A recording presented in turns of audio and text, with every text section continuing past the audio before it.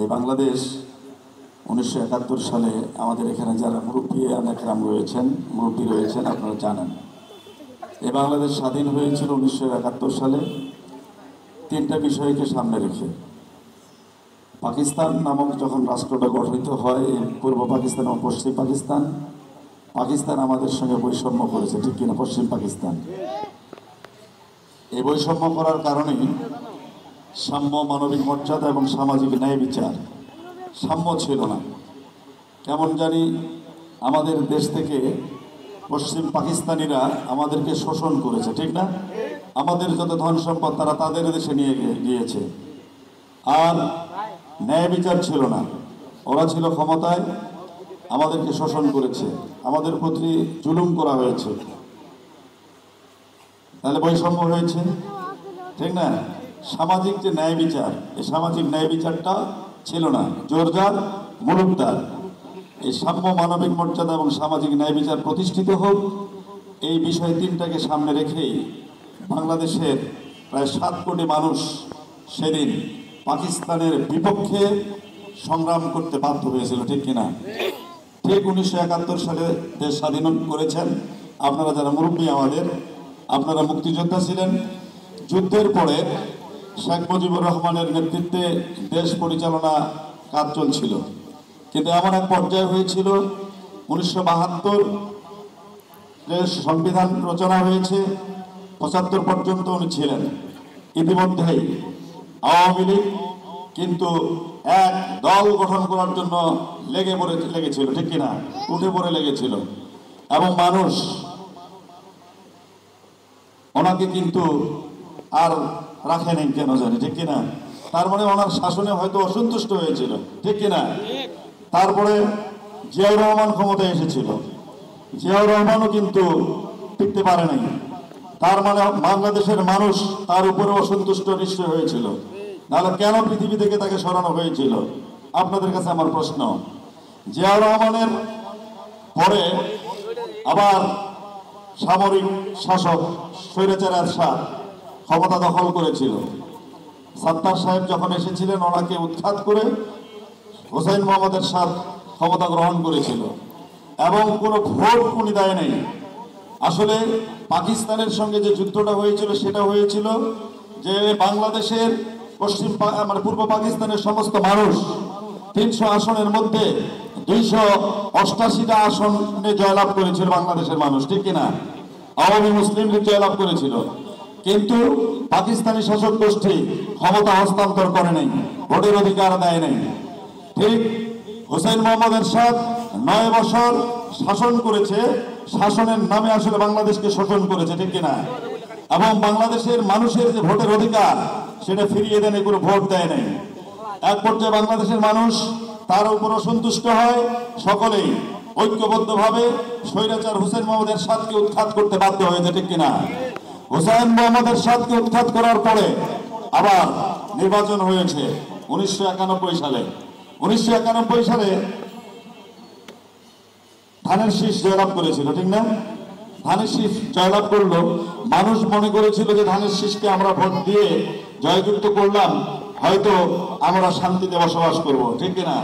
কিন্তু তারা শান্তি দিতে পারে নাই। শান্তি কি দিতে পেরেছে? যদি শান্তি দিতে পারত, তাহলে 96 নির্বাচনে আবার আওয়ামী লীগ ক্ষমতায় আসতো না। শান্তি দিতে পারে নাই জন্যই দেখা গেছে অনেক কেলেঙ্কারি, সার সংকট, ধান 90 টাকা মন, কি হয়েছে কি নাই? এটা তো বাস্তবতা। 1 মন ধান চাষ করতে যে খরচ হয় আর বিক্রি করতে হয়েছে মাত্র 90 টাকা মন, 80 টাকা, 90 টাকা, 100 টাকা মন, 200 টাকা মন, এই যে অবস্থা। তার মানে আমরা যে শান্তি চেয়েছিলাম বাংলাদেশের মানুষ, শান্তি কিন্তু বিএনপি দিতে পারে নাই। সেই সময় আবার দেখা গেল কি, আমরা বাংলাদেশের মানুষ শান্তি পাওয়ার জন্য আওয়ামী লীগের নৌকা মার্কায় ভোট দিয়েছে, ঠিক কিনা? আপনারা ভোট দিয়েছেন। ভোট দেওয়ার পরে এই আওয়ামী লীগকে আমরা দেখেছি। আওয়ামী লীগ 1996 থেকে 2001 সাল পর্যন্ত রাষ্ট্র পরিচালনায় আছে। যে আওয়ামী লীগ, বিএনপি এই তত্ত্বাবধায়ক সরকার আনার জন্য আন্দোলন করেছে, সংগ্রাম করেছে, কিন্তু যখন যে ক্ষমতায় গিয়েছে তখন সে কিন্তু তত্ত্বাবধায়ক সরকারকে রাখতে চায় না, ঠিক কিনা? এই আওয়ামী লীগ দেখা গেল নির্বাচন হলো, এরা জোট করলো। জোট করার পর 2001 সালে আবার আওয়ামী লীগকে বাংলাদেশে, বিএনপিকে বাংলাদেশের মানুষ ভোট দিয়ে জয়যুক্ত করেছে। কেন ভোট দিয়েছে? যে বিএনপিকে 91 ভোট দেওয়ার পরে যে আশা করেছিল সেই আশা পূরণ করতে পারেনি বিএনপি। আওয়ামী লীগকে ভোট দিয়েছেন আপনারা আশা শান্তি পূরণ করার জন্য, ভালো থাকার জন্য, কিন্তু আওয়ামী লীগও সেই আশা পূরণ করতে পারে নাই। আবার বাংলাদেশের মানুষ মনে করলো তাহলে আবার বিএনপিকে ভোট দেই। আবার 2001 সালে বাংলাদেশের মানুষ আপনারা বিএনপিকে ভোট দিয়েছেন। এই বিএনপি 2001 থেকে 2006 পর্যন্ত রাষ্ট্র পরিচালনা করেছে এবং তত্ত্বাবধায়ক সরকার দিতে রাজি নয়।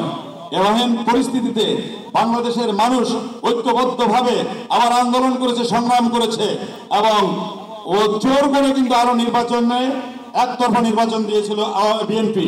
দেওয়ার পরে অল্প কয়েকদিন ক্ষমতায় ছিল, সরকার গঠন করেছিল এবং বাংলাদেশের আন্দোলন সংগ্রাম করে তাকে আবার হটিয়েছে এবং ক্ষমতাচ্যুত করেছে। সেই সময় যখন আন্দোলন সংগ্রাম চলছিল সেই সময় আবার দেখা গেল সামরিক আইন, 3 উদ্দিনের দেশ, মঈনুদ্দিন, ইয়াজউদ্দিন, ফখরুদ্দিনের দেশ হয়েছিল, ঠিক কিনা? 2006 থেকে 2008 পর্যন্ত এই 3 উদ্দিন দেশ পরিচালনা করেছে, কিন্তু এই 3 উদ্দিনও বাংলাদেশের মানুষকে শান্তি দিতে পারে নাই। এমন পরিস্থিতিতে আবার ওনারা যখন নির্বাচন হলো, নির্বাচনে বাংলাদেশের মানুষ শান্তি পাওয়ার জন্য আপনারা আবার আওয়ামী লীগকে 2008 সালে ভোট দিয়ে নির্বাচিত করেছেন। 2008 সালে ভোট দিয়ে নির্বাচিত করার পরে 2008 থেকে 14 সাল পর্যন্ত রাষ্ট্র পরিচালনা করেছে। কি দেখেছি আমরা?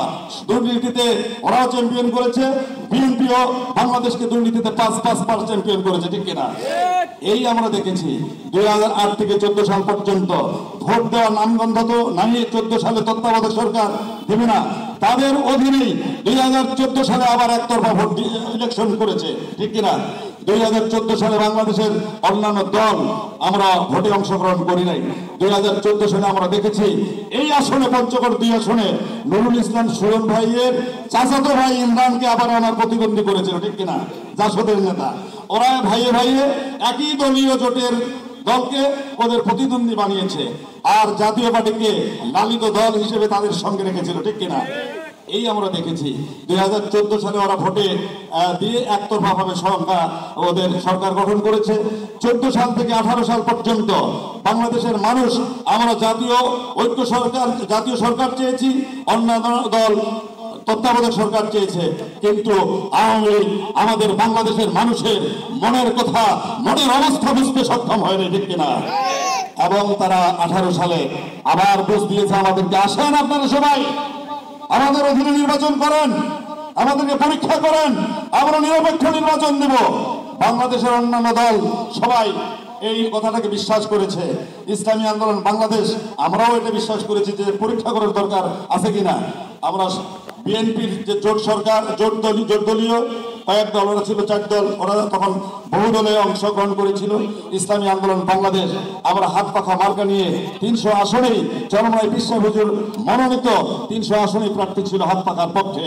আমি আপনাদের এলাকার সন্তান হিসেবে বদাদেবীগঞ্জ পঞ্চগড় 2 আসনে হাত পাখা মার্কা নিয়ে আপনাদের এখানেও এসেছিলাম, ঠিক কিনা? 18 সালে দিনের ভোট রাতে হয়েছে, ঠিক কিনা? দিনে ভোট হবে, রাতেই ভোট শেষ। পরের দিন শুধু ঘোষণা করেছে যাকে যতটুকু ভোট দেওয়া দরকার ঘোষণা করেছে, আর সমস্ত আসন একতরফা ভাবে তারা লুটে নিয়েছিল, ঠিক কিনা?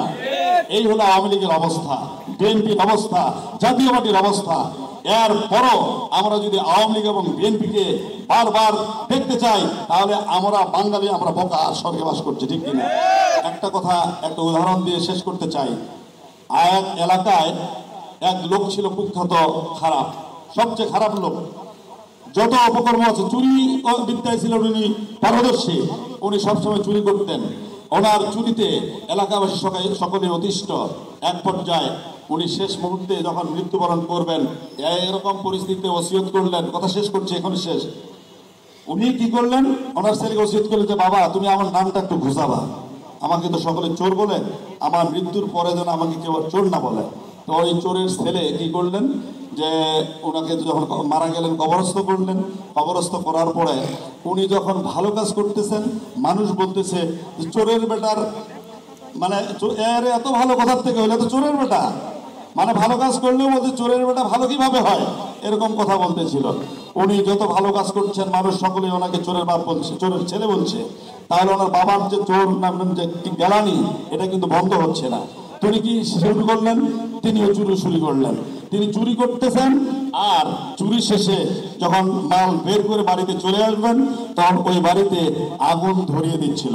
তখন মানুষ পরের দিন বলা শুরু করলো যে ওর বাপই ভালো ছিল, ওর যে চুরি করে আগুন ধরে দিয়ে আসতেছে ও বলতেছিল মানুষ যে ওর বাপই ভালো ছিল, ওর বাপ চুরি শুধু করেছে কিন্তু এর ছেলে চুরি করে আবার বাড়িতে আগুন লাগিয়ে দেয়, তার মানে ওর বাপই ভালো ছিল। ঠিক কিনা?